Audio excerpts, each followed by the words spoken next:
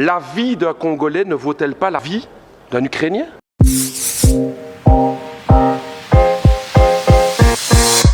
Madame la ministre des Affaires étrangères du Royaume de Belgique, je vous interpelle sur la situation dramatique du peuple congolais.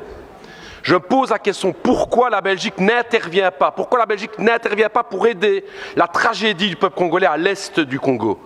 5,4 millions de morts, des centaines de milliers de déplacés, 1 million de réfugiés à Goma, et une responsabilité écrasante qui pointe du doigt le Rwanda présent à l'est du Congo avec son armée. Et que fait la Belgique? Rien.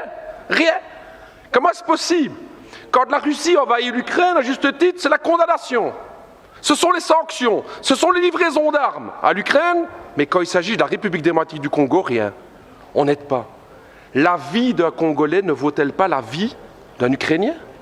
La vie d'une Congolaise ne vaut pas la vie d'une Ukrainienne? C'est la question que tous les peuples d'Afrique se posent. Pourquoi ce 2 poids 2 mesures? Qu'est-ce qui se passe dans la politique belge aujourd'hui? Alors je vais vous le dire, Madame la Ministre, non seulement la Belgique ne fait rien, non seulement les États-Unis ne font rien, mais je vais me dire plus. Hier encore, l'Union européenne a signé un accord avec le Rwanda. Un accord sur quoi? La gestion durable des matières premières. Nous y sommes. Le coltan, le cobalt, le nickel, le diamant, le cuivre. Voilà la raison pour laquelle la Belgique n'intervient pas. Business.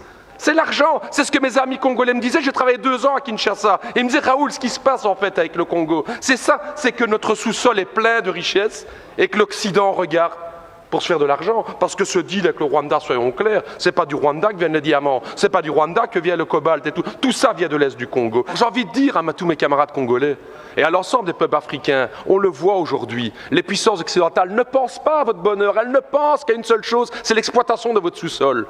Vous pouvez aujourd'hui, vous pouvez croire à vos propres forces. J'ai envie de dire, moi, au peuple congolais, pensez à cette pensée de Patrice Emery Lumumba, cette force du Congo, justement. Pensez à Kwame Nkrumah, justement, le panafricanisme qui doit être là. Pensez à Thomas Sankara, qui disait clairement, effectivement, que les peuples africains peuvent prendre leur destinée en main. Ne comptez pas sur les gouvernements occidentaux pour vous soutenir, mais par contre, les peuples d'Europe sont à vos côtés, les peuples africains, pour vos combats, pour une vraie indépendance économique et démocratique.